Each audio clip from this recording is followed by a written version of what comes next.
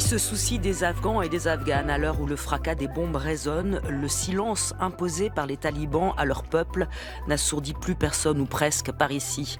Plus de musique, plus de poésie, plus de chants et pour les femmes, la chape est plus lourde encore. Plus de paroles en public, plus de voix donc, plus de visages non plus, plus de corps dans l'espace. Cela fait 4 ans maintenant que les talibans ont repris Kaboul et le pays tout entier et les femmes disparaissent. Une grande prison pour femmes, disait il y a quelques jours au micro de France Inter l'écrivaine et journaliste Moursal Sayas. Pourtant, les photos de Sandra Caligaro parviennent à capter la vie qui s'immisce, la vie qui résiste derrière les rideaux et les fenêtres occultées. L'Afghanistan, elle y travaille depuis près de 20 ans maintenant, elle l'a vu espérer, puis se refermer. Son travail est exposé au festival Visa pour l'image en ce moment et elle est l'invitée des midis aujourd'hui. Bonjour Sandra Caligaro. Bonjour. Et bienvenue dans les midis de culture. Alors, le titre de ce travail qui est exposé en ce moment au festival Visa pour l'image à Perpignan, festival qui, je le rappelle, met à l'honneur la photographie documentaire et le photoreportage. Le titre, donc, c'est Afghanistan à l'ombre des drapeaux blancs. Ces drapeaux blancs, ce sont ceux des talibans qui sont revenus au pouvoir en août 2021, il y a 4 ans tout juste. Mais vous documentez, on l'a dit, la vie en Afghanistan depuis longtemps maintenant, depuis 2007. Vous avez donc pu constater, vous, sur place, les conséquences concrètes de cette reprise brutale. Quand vous êtes revenu juste après la chute de Kaboul, qu'est-ce qui vous a frappé en premier ? Le calme, en fait, je pense. En fait, c'est ce qui m'a frappée et contre toute attente, une grande liberté de mouvement pour nous, journalistes Ah oui. occidentaux. Mais je parle vraiment au moment en fait où les talibans sont revenus. Après, évidemment, beaucoup de peur aussi, beaucoup de peur, de la sidération. Ça, c'était moi, qui connaissait le pays depuis plus de 10 ans, on savait que les talibans allaient finir par revenir, en fait. Mais on s'était presque habitué à cette menace. Et d'un coup, ils sont là. En fait, on n'était pas préparés. Donc, il y avait vraiment une grande sidération, en fait. Grande sidération. Et les premières semaines, les premiers mois, les journalistes ont pouvaient librement circuler. En fait, dans un premier temps, il y avait une sorte de lune de miel talibane. En fait, les talibans essayaient un petit peu de redorer leur blason. Et oui, le mot qui revient en fait tout le temps, c'est cette sidération. Et puis nous, médias étrangers, qui cherchions à les photographier depuis plus de 10 ans, mais eux étaient des insurgés, donc ils se cachaient. Donc c'était très compliqué, très risqué. Et d'un coup, ils étaient partout, en fait. Et pour moi, c'était juste, j'y croyais pas, c'était improbable. Et les personnes qui connaissaient, comme moi, l'Afghanistan depuis un certain nombre d'années, étaient complètement ahuries, abasourdies. Et il y avait une différence, en fait, notoire avec les journalistes qui sont arrivés quelques jours après, qui ne connaissaient pas le pays, parce qu'on peut pas tous connaître le pays ou tous habiter dans ce pays, mais qui photographiaient les talibans comme quelque chose de normal. Et nous, avec nos consoeurs, nos confrères, moi je disais, mais ils se rendent pas compte, en fait, ils ont des talibans en face d'eux, et nous, on les cherche depuis 10 ans, et on les photographie de manière très difficile. Alors, voilà, après, ça c'est pour Ça a pas le duré point de longtemps, vue cette lune de miel, oui. de la journaliste occidentale, pas de la femme, pas de l'Afghane, pas des citoyens, évidemment. Voilà, ça on va... Alors, on va bien sûr aborder votre travail actuel à l'ombre des drapeaux blancs, mais il y a un livre qui est paru en 2016 aux éditions Pendant ce temps, Afghan Dream, et à l'époque, vous aviez photographié l'émergence quelque part d'une forme de classe moyenne, plus urbaine, avec une forme de modernité qui commençait à émerger là, à naître. Oui, où sont-ils? Quand vous êtes revenus, ils étaient où? Où elles étaient, elles aussi? Quand je suis revenue, ça faisait déjà quelques années, en fait, que cette frange de la population essayait de partir par tous les moyens du pays. Parce que même si les talibans sont revenus de manière assez brutale, ça faisait quelques années que la situation dans le pays la situation sécuritaire était vraiment très mauvaise. Et il y avait beaucoup d'attentats. Les insurgés, les talibans, s'ils ne contrôlaient pas Kaboul, ils contrôlaient beaucoup de villes, beaucoup de provinces, beaucoup d'autres villes, je veux dire, beaucoup de provinces.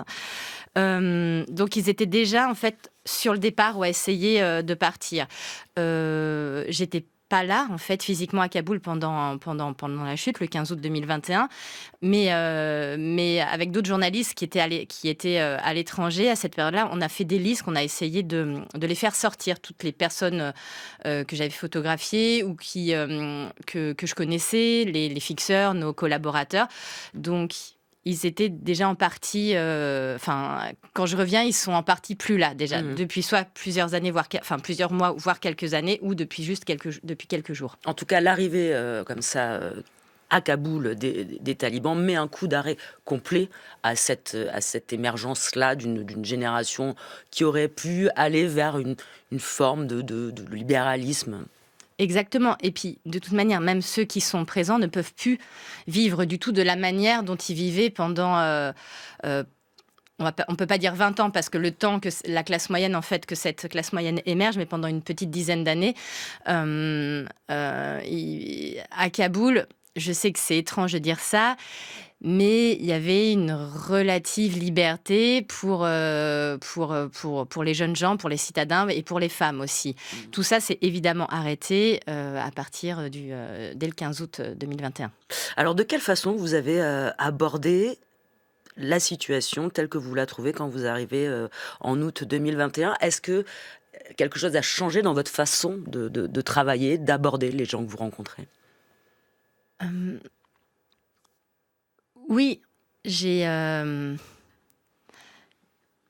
manière de travailler a forcément changé soudainement, parce que on est passé d'un régime démocratique où la presse avait une grande liberté à un régime autoritaire, une théocratie, donc une dictature, où les médias, même si au début ne sont pas trop contrôlés, on sent très vite qu'on peut pas dire ce qu'on veut. Et puis c'est surtout ce qui a vraiment changé pour moi, c'est que pendant plus de 10 ans, j'ai cherché à me cacher en fait des talibans, à me sentir en sécurité dans les centres-villes. Et dès que je sortais de la ville, que j'allais en province, il fallait que je me dissimule, il fallait que je cache en fait le fait que je sois étrangère pour ne pas être vue par les talibans qui étaient insurgés à ce moment-là, et pour ne pas mettre en danger toute mon équipe. D'un coup, ils sont au pouvoir, donc j'ai plus besoin de me cacher d'eux. Donc ça a changé. Par contre, ça a de nouveau changé depuis quelques temps où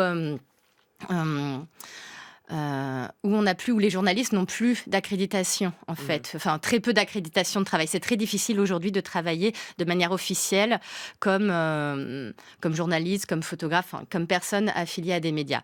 Donc, moi qui, en fait, en 2021, pouvais... je suis désolée, c'est complexe. C'est très intéressant. Mais moi qui, en 2021, en fait, pouvais travailler de manière complètement ouverte, ça n'a pas duré longtemps, puisque très vite, les médias ont été contrôlés, je dirais...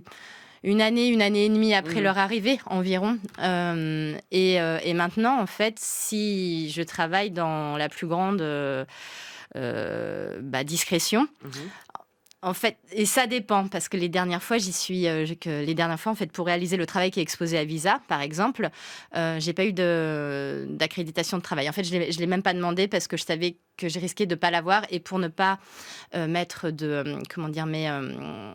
pour pas attirer l'attention sur moi, j'ai décidé de travailler, d'y aller avec un visa normal, en fait, en tant que touriste, artiste.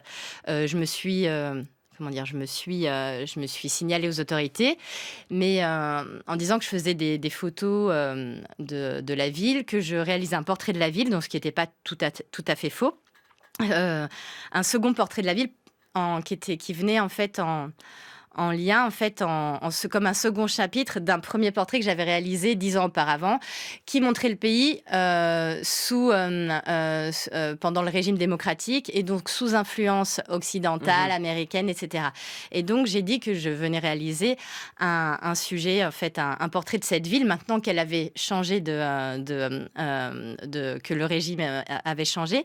Et je me suis présentée comme ça. Et on m'a dit, OK, très bien. Donc, il fallait que que je montre un petit peu en fait à l'extérieur, que j'aille dans des endroits touristiques faire mes paysages et en même temps, dans certains endroits où j'allais voir les femmes qui sont qui font des petites choses, pas grand-chose en fait, mais qui sont beaucoup. Là, il fallait que je me cache et que je me dissimule et que je fasse tout pour qu'on évite qu'on voit que je sois occidentale, pour ne pas mettre en danger. Alors, c'est même pas moi, en fait, c'est mon équipe et puis les personnes que je vais photographier. Donc, c'est assez complexe, en fait. C'est tout un jeu, c'est vraiment un jeu de... presque au chat et à la souris. Et je touche du bois et ma tête et... ça a été. Alors, on va parler justement de tout ce travail que vous faites sur les femmes afghanes et de leur courage et de tout ce qu'elles mettent en place, qui existe encore, cette vie dont je parlais. Mais comme vous en parliez, il y a quand même plusieurs photos où on voit les lieux où les hommes sont présents, et notamment 2 photos où on voit des jeunes talibans. Il y a ce jeune homme qui est gardien dans un palais. Et je me suis demandé comment vous avez fait cette photo-là. Comment ces jeunes hommes-là acceptent de poser pour vous. Alors, il faut savoir que les Afghans adorent être pris en photo. Vraiment, ils adorent. Parce qu'être pris en photo, en fait, les prendre en photo, ça veut dire qu'ils sont intéressants. Et c'est vrai, en fait. Moi, toute personne que je prends en photo, c'est parce que je la trouve intéressante. Et donc, les jeunes hommes, les jeunes hommes que je prends en photo, qui posent de manière plus ou moins fière, en fait, avec leurs armes dans des lieux qui sont beaux. En fait, ce sont des photos assez faciles à prendre puisque ça ne montre pas une mauvaise image du combattant taliban. Et pour moi, c'était important de prendre ce genre de photos, pas parce que en fait ça montre une belle image ou une jolie image d'un combattant taliban. Non, pas pour ça. Parce qu'en fait, ce sont des jeunes hommes qui ont 18, 20, 22 ans au moment de la photo, qui sont depuis quelques semaines, quelques mois, quelques années dans une ville, à Kaboul, la capitale, alors qu'eux, ils ont grandi dans des petits villages, en fait, dans les provinces avoisinantes de Kaboul. Ils se retrouvent propulsés, en fait, dans cette grande ville, donc c'est tout nouveau pour eux. Et ils sont assez fiers. Et moi, je pensais, en fait, dans un premier temps, qu'ils seraient assez... qui serait assez triste, en fait, un peu... qu'ils aimeraient pas trop être gardes, en fait, comme ça, devant d'un palais. C'est pas très intéressant, parce que je leur demandais, mais toi, tu préférais pas être en train de faire la sécurité avec ton arbre, que ce soit un petit peu plus actif. Et Niamatoula, un des jeunes, me répond non, en fait, moi, je suis très content d'être là. C'est un très, très bel environnement. Et puis, j'ai jamais vu ça, en fait, dans ma jeunesse. Et tout ce que je veux, en fait, moi, tout ce que je rêve, en fait, tout ce que je veux pour mon pays, c'est la paix, en fait, et qu'on soit et d'améliorer mon pays. Donc exactement, en fait, les mêmes rêves, en fait, que les mêmes aspirations que les jeunes gens des classes moyennes que j'ai photographiés 10 ans avant. Et ces jeunes combattants, en fait, n'ont pas bénéficié du même ascenseur social que les jeunes citadins, puisque dans les provinces, l'argent, en fait, l'effort international, l'aide internationale n'arrive que très peu, voire pas. Donc, je me pose... Voilà, quand je vois ces jeunes combattants, en fait, qui n'ont pas pu aller à l'école, qui ont été en madrasa, des écoles coraniques. Ils n'ont pas pu aller à l'école parce qu'il n'y en avait pas dans leur village. Donc, leur instruction vient de la madrasa, les écoles coraniques. Très vite, on leur donne une kalachnikov dans les bras. Et à 14 ans, ils sont déjà ce sont des combattants. Donc, je me demande s'ils ont choisi... s'ils ont choisi leur destinée. Et est-ce que ça fait d'eux c'est peut-être un peu naïf aussi de ma part, mais est-ce que ça fait d'eux des mauvaises personnes? En tout cas, est-ce qu'ils ont choisi de devenir combattants talibans? Et ça, cette nuance, je voulais vraiment qu'elle apparaisse dans mon travail. Alors, dans votre travail, ce qui frappe évidemment, c'est qu'il y a une forme de pudeur, et vous la revendiquez, hein, une forme même de distance, on va dire, respectueuse, en fait, avec votre sujet. Je voudrais vous faire écouter le point de vue d'une autre grande photographe. Vous savez, je trouve que rien ne ressemble à un cadavre plus comme un autre cadavre. Finalement, pourquoi je ferais ça? En plus, vous voyez, vous allez faire des photos terribles. Vous allez profiter de l'instant terrible. Et après, vous allez gagner de l'argent avec ça. Mais qu'est-ce que vous allez faire de cet argent? Comment? C'est la honte. Pour moi, c'est honteux. C'est de l'argent qui est sanglant. Il ne faut pas toucher à ça. Donc, dès le départ, non, je ne veux pas faire ça. Et en plus, moi, je veux montrer mes photos à mes amis, que les gens soient contents. Je veux pas que les gens voient mes photos en disant « Mais quelle horreur, comment tu as fait ça ?» Non.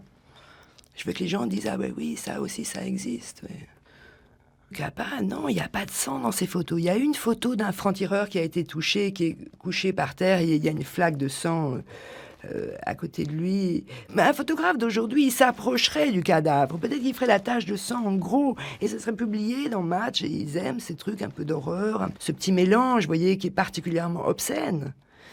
À l'époque, les choses n'existaient pas exactement comme aujourd'hui. Il n'y avait pas cette espèce de voyeurisme, cette surenchère de trucs atroces dont je ne comprends pas le but, franchement. C'est un métier de danseur de cordes. Hein. C'est comme si on était un équilibriste. Hein. C'est chaque fois assez difficile. Et chaque fois, tout est à remettre en cause et en question. Et comme on est seul, c'est assez difficile parce que maintenant, c'est vous-même le propre juge de ce que vous voulez faire ou pas faire.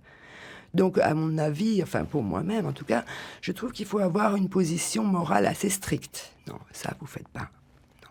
Peut-être d'autres le feront, ils auront leur parution, tant mieux pour eux. Mais non, ça ne passera pas par moi. La grande photographe Marie-Laure de Decker, c'était en 2004 dans L'Humeur vagabonde sur France Inter. D'ailleurs, dépêchez-vous, si vous le pouvez, d'aller voir la rétrospective qui lui est consacrée à la Maison européenne de la photo à Paris, parce que c'est jusqu'au 28 septembre. Sandra Caligaro, elle dit plusieurs choses ici dans cette interview, mais d'abord l'idée de la position morale du photographe. C'est une question qui se pose encore à chaque fois que vous déclenchez cette position morale. Oui, bien sûr, il faut l'avoir. En tout cas, moi, je l'ai. Je ne juge pas en fait comment les autres photographes agissent, opèrent, ce qui se passe dans leur tête. En tout cas, moi, je l'ai. Et dans ce que dit Marie-Laure de Decker, je me retrouve tout à fait, parce que quand je suis arrivée en Afghanistan, je suis arrivée parce que je voulais être reporter de guerre. Je voulais couvrir la guerre. Je voulais vivre la grande aventure. Et assez vite, en fait, j'ai fait tout autre chose. Même, j'ai essayé de photographier la guerre, mais c'était pas moi, ça me ressemblait pas. Peut-être que je suis trop. C'est pas que je suis pas assez rapide, mais j'attache trop d'importance en fait à la relation, à ce que vont penser les gens photographiés de moi aussi, à ce que je vais leur laisser. C'est pas ce qu'ils vont penser, mais ce que je vais leur laisser. On prend beaucoup, nous photographes, quand on photographie. Enfin, j'estime que je prends beaucoup, donc j'essaye aussi de donner.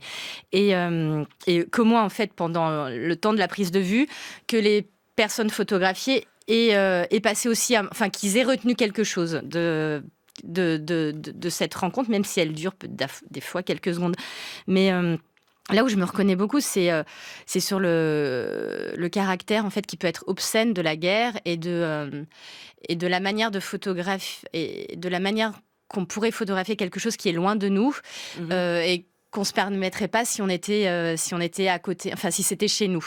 Et j'ai toujours aussi voulu que mes photos soient vues, qu'elles soient regardées, mais dans le sens qu'elles soient vraiment regardées, qu'elles touchent le public en fait, le public qui va les voir.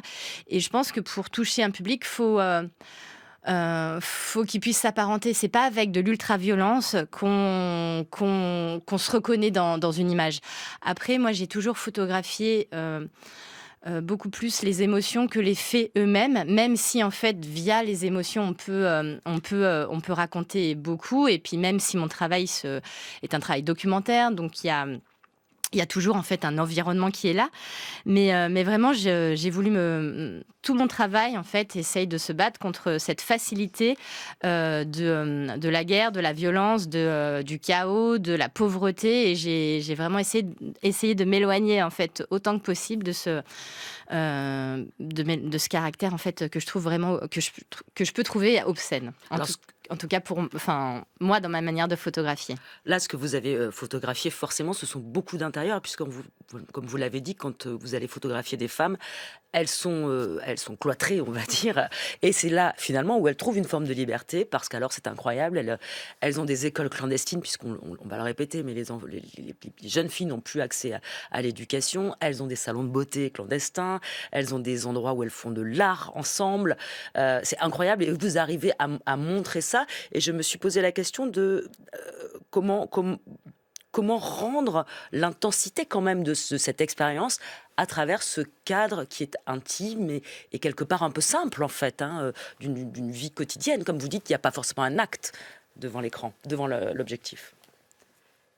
L'intensité existe malgré tout. En tout cas, moi, je la perçois, je la perçois, je la sens. Il y a une intensité parce que même si elle peigne, même si elle fréquente des écoles clandestines, tout ça est, comme dit, clandestin. Donc, en fait, tout peut toujours s'arrêter à tout moment. On peut être découvert. Le fait que moi, je vienne aussi, je suis un risque supplémentaire, évidemment. Et en même temps, toutes les jeunes filles que j'ai photographiées avaient vraiment envie qu'on montre ça d'elles, qu'on montre leur courage. En fait, elles ne pensent même pas à leur courage, mais qu'en fait, qu'on montre leur réalité, puisque qu'on ne les oublie pas tout à fait, qu'on puisse continuer encore à parler d'elles, parce que voilà, l'actualité fait qu'il y a tellement de choses à couvrir qu'on ne peut pas parler tout le temps des femmes afghanes. Les accès, je le répète, en fait, aux médias et aux journalistes sont très très difficiles. Moi, ce que j'ai pu faire comme travail, c'est parce que j'étais photographe, parce que je parle la langue, parce que je me dissimule et assez facilement. Mais cette intensité, je pense qu'en fait, moi, je la ressens et donc j'arrive à la retranscrire en photo via la composition. J'ai fait des études d'art, donc la composition, la lumière est évidemment très, très importante. C'est très important dans votre travail. Après, l'Afghanistan, c'est un pays magique, en fait, pour les photographes. Moi, je ne me rendais pas compte, ou alors je sais pas si c'est parce que j'aime beaucoup ce pays que j'y suis très attachée, parce que je suis devenue quelqu'un, moi, grâce à ce pays. J'ai démarré j'aime pas le dire comme ça, mais mon activité, ma carrière de photographe en Afghanistan. J'ai débarqué à 25 ans et je pensais pas y rester. Et finalement, de fil en aiguille, j'y ai passé 10 ans et ça fait presque 20 ans que j'y travaille. Donc je lui dois beaucoup, et si j'y suis restée, c'est parce que évidemment le pays m'a attirée, et je trouve que c'est un pays magnifique où il y a beaucoup de choses à témoigner, et tellement en nuances. Mais voilà, comment réussir à photographier cette intensité ? Les situations font qu'elle transparaît, en fait, que ça transparaît. Et le risque qu'elles prennent en acceptant de se montrer, comment elles gèrent ça, comment elles appréhendent ce risque-là ? C'est difficile, en fait, c'est difficile à dire, à répondre. Je sais pas, en fait, exactement quel risque, en fait, si j'avais été découverte, en fait, en train de les photographier, est-ce qu'elles auraient été, évidemment, elles auraient été en prison ? Est-ce que ce serait leur père qui aurait été en prison, leur frère, est-ce qu'elles auraient été juste, entre guillemets, battues avec... Est-ce que j'aurais été renvoyée ? Est-ce que j'aurais été mise en prison ? En tout cas, il y a tous ces risques-là, et on veut pas... on essaye de ne pas trop y penser, même s'ils sont là. Et en tout cas, moi, ce que j'ai fait, c'est que j'ai vraiment tout mis en place pour que ça n'ait pas lieu. Après, le risque zéro, effectivement, n'existe pas. Malgré tout, ces filles, je crois que c'était assez vital pour elles de me recevoir. J'ai vraiment pas eu besoin de pousser, en fait, toutes les jeunes filles à me recevoir. C'est des jeunes filles que j'ai trouvées via des réseaux d'amis, je connais évidemment beaucoup d'Afghanes qui sont aujourd'hui en France et qui ont leurs cousines, leurs amis qui sont restés dans le pays. Donc il y a une sorte de relation de confiance, puisqu'en fait elles sont adressées par une amie qui est de l'autre côté, enfin qui est en France, mais qui me connaît moins. Il y a vraiment une relation de confiance. Le fait que je connaisse le pays depuis plusieurs années, que je comprenne la culture, je pense qu'elles ont été mises en confiance. Et c'était une nécessité pour elles qu'on montre ce qu'elles font, une nécessité aussi de me voir moi en fait. C'est vrai que elles étaient, les moments que j'ai passés avec ces femmes étaient plutôt heureux puisque j'étais une respiration pour elles en fait. Et parce qu'il y a encore une jeune femme qui me disait il y a peu de temps que l'état psychologique normal d'une jeune femme, jeune fille en Afghanistan aujourd'hui, une jeune citadine en tout cas, c'est la dépression en fait. Ça, c'est l'état normal. Donc à partir de ce moment-là, sachant que c'est l'état normal, mais qu'on peut pas non plus tout arrêter, on continue, on essaye de vivre, de résister, de s'adapter tout simplement. Et le fait de recevoir chez elle une occidentale, en fait, quelqu'un qui a une ouverture sur le monde extérieur, ça leur redonnait un petit peu de courage, je crois, à continuer, à ne pas se laisser tout à fait mourir tout de suite. C'est comme ça que je le lis, en tout cas. La santé mentale, oui, c'est quelque chose de très important, dont on ne parle pas forcément tout de suite, mais quand on entend les témoignages des jeunes femmes, et des jeunes hommes, j'imagine aussi que effectivement, la situation mentale de ces gens-là, ça doit être très, très compliqué. Oui, c'est compliqué parce qu'il y a aucune perspective à moyen à moyen terme d'évolution vers quelque chose d'un peu plus positif, donc ou un changement de régime. Là, tout de suite, il y a pas d'autre solution que de s'adapter. Donc les gens sont très très déprimés, ont des problèmes financiers, de gros problèmes financiers, et en même temps, les mamans, les mères ont des filles, les pères ont des enfants à nourrir, les femmes aussi ont des familles à nourrir, donc c'est aussi pour ça qu'elles prennent des risques d'aller enseigner parfois ou de continuer de travailler dans les rares endroits où elles peuvent encore travailler, parce qu'elles n'ont pas le choix. Mais le fait de ne pas avoir de choix, en fait, fait qu'elles continuent malgré tout à vivre. Merci beaucoup Sandra Calligaro, merci d'être venue. Afghanistan à l'ombre des drapeaux blancs, c'est à voir jusqu'au 14 septembre au festival Visa pour l'image à Perpignan, puis vous reviendrez nous parler parce que vous avez d'autres projets sur le feu